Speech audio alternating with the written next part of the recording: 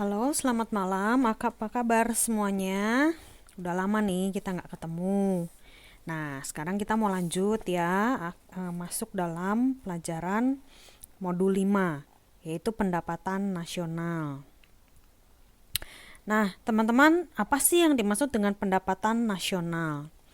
Yang dimaksud dengan pendapatan nasional adalah keseluruhan pendapatan yang diterima oleh suatu masyarakat atau disingkat RTK selama 1 tahun yang dinyatakan dalam satuan uang.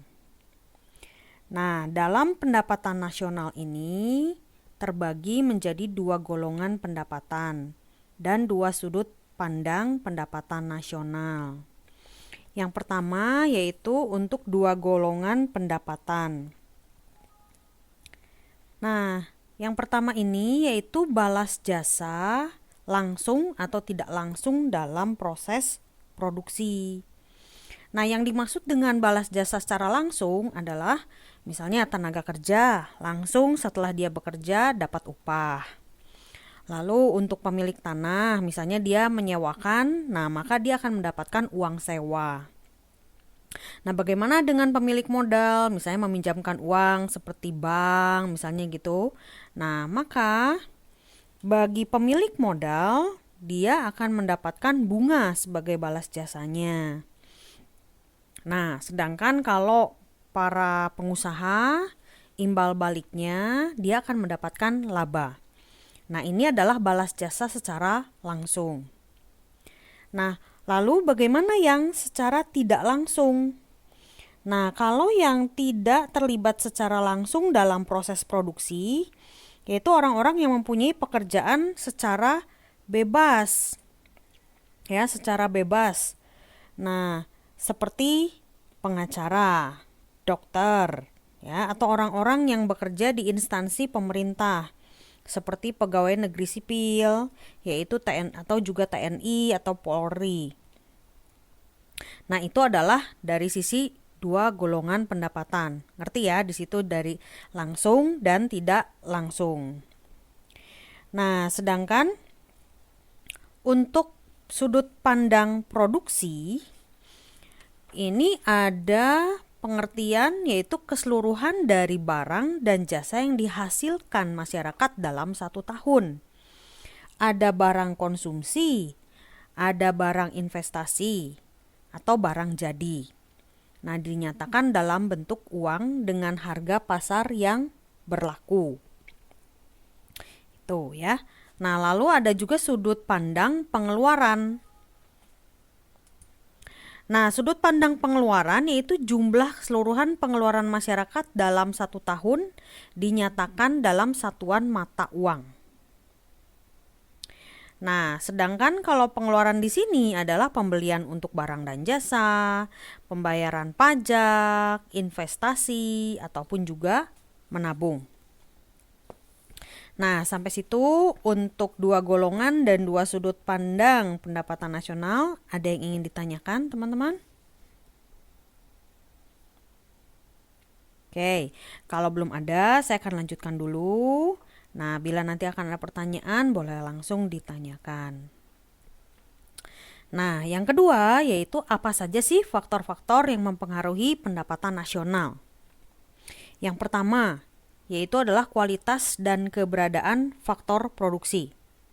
Dalam hal ini faktor produksi adalah contohnya ya tenaga kerja, sumber daya alam, modal, dan skill. Skill di sini adalah keterampilan.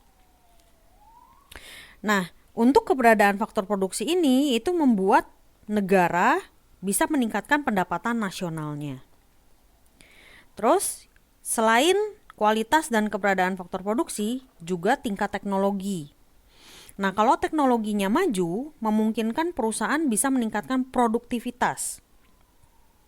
Nah, kalau produktivitas meningkat, produksinya juga meningkat. Maka kalau produksinya meningkat, maka pendapatan nasional juga meningkat. Lalu yang berikutnya tingkat investasi. Tingkat investasi atau penanaman modal ini digunakan untuk memajukan proses produksi. Jadi kalau semakin besar investasi di suatu negara, maka makin besar juga tingkat produksi barang maupun jasa. Nah, jadi kalau kegiatan investasinya makin banyak, penanaman modalnya makin banyak, maka akan meningkatkan juga pendapatan nasional. Nah, selain 3 yang di atas, ada juga faktor tingkat bunga. Nah, menurut teman-teman, tingkat bunga yang tinggi apa yang rendah yang bisa mendorong pengusaha untuk meningkatkan pendapatannya nih? Oke, betul ya. Faktor bunga yang rendah itu akan mendorong pengusaha untuk meminjam uang di bank dan bisa digunakan untuk tambahan modal ya untuk kegiatan produksinya. Nah, kebalikan, kalau bunganya tinggi, maka akan mengurangi keinginan untuk berinvestasi. Malah udah aja lebih baik sudah kalau memang di bank tingkat bunganya tinggi ya udah ditaruh di bank, tinggal ongkang-ongkang kaki ya. Jadi nggak usah investasi lagi, nggak usah capek-capek lagi loh, tingkat bunganya aja tinggi. Nah, malah itu akan menurunkan pendapatan nasional. Oke, selain itu, faktor lain yaitu pengeluaran pemerintah. Nah, pengeluaran pemerintah dapat meningkatkan pendapatan nasional.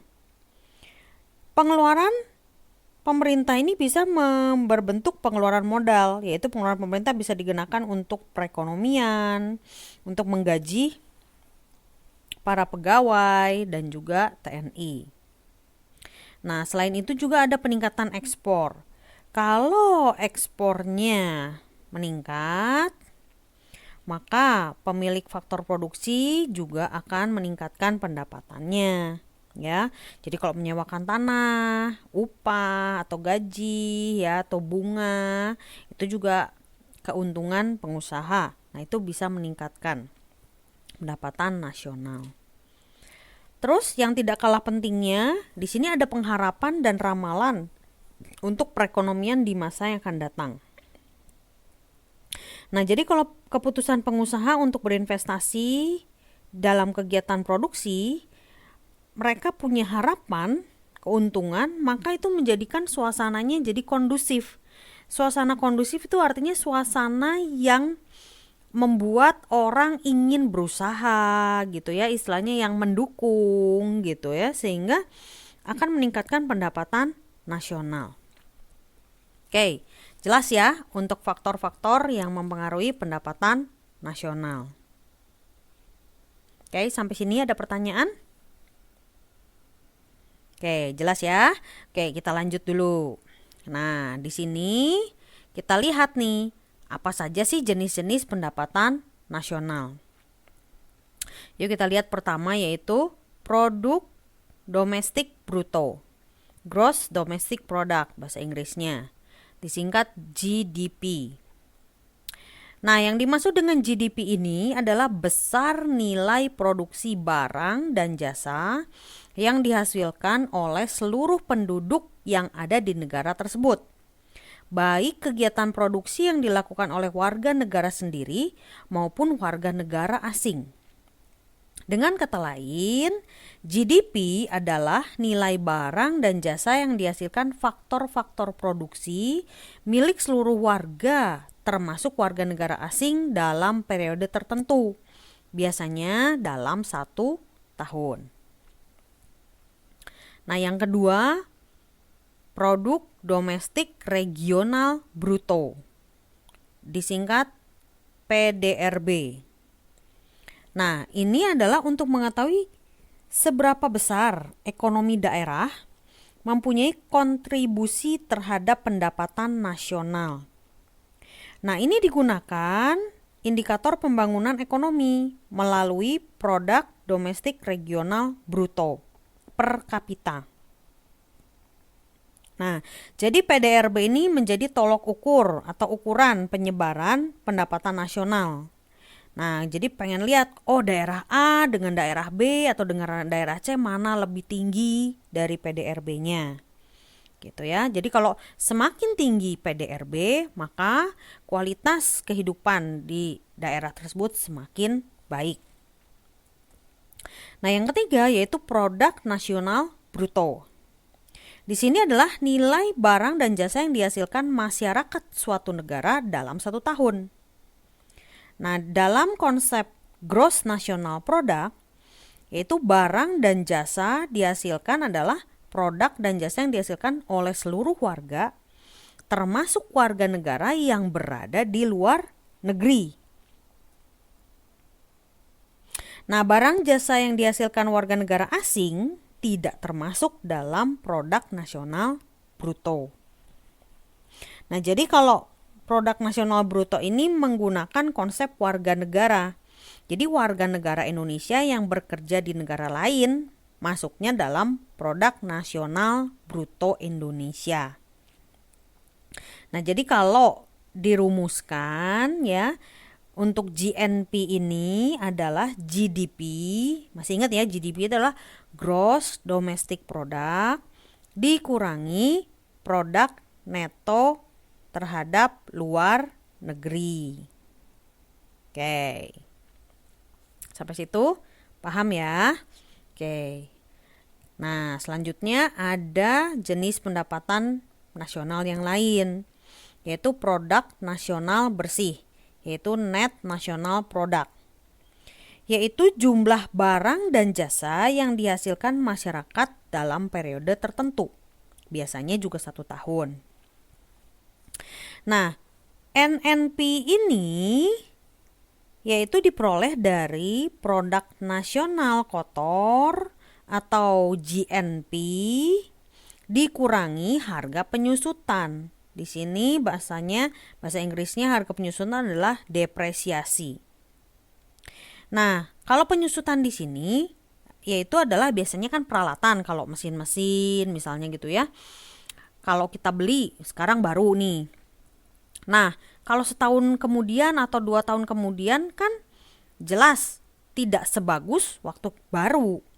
Nah, makanya itu ada disebut penyusutan. Nah, tapi besaran penyusutan ini tuh biasanya bersifat taksiran.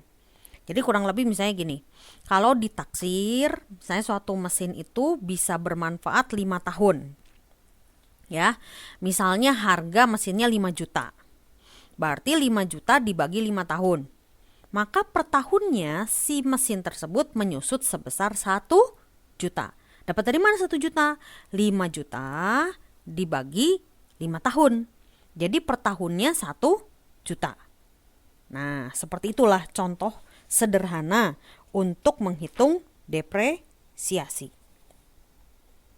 Oke, selanjutnya yang kelima ya, yaitu pendapatan nasional bersih. Net national income. Nah, net national income atau pendapatan nasional bersih adalah jumlah pendapatan faktor-faktor produksi selama 1 tahun. Pendapatan nasional neto diperoleh dari produk nasional bersih dikurangi pajak tidak langsung. Nah, dirumuskan dalam bentuk net national income dikurangi NNP. Nah, tadi masih ingat nggak apa tuh NNP? Oke, good. NNP adalah net national product atau produk nasional bersih dikurangi indirect taxes. Indirect taxes yaitu disebut pajak tidak langsung. Oke. Nah, selanjutnya yaitu pendapatan perseorangan. Bahasa Inggrisnya personal income, yaitu jumlah penerimaan yang diterima oleh setiap orang dalam masyarakat. Nah, personal income bisa dihitung dari mana? Yaitu dari NNI, net national income, dikurangi dengan 1, pajak perseroan, yaitu pajak yang dibayar oleh setiap badan usaha pada pemerintah. Yang kedua, laba yang tidak dibagi. Jadi kan misalnya gini, ada laba ya, laba dari perusahaan tidak semuanya dibagikan kepada investor, tapi sebagian ditahan untuk di-reinvest atau diinvestasikan kembali, ya, atau misalnya dipakai untuk tujuan tertentu. Lalu yang ketiga adalah iuran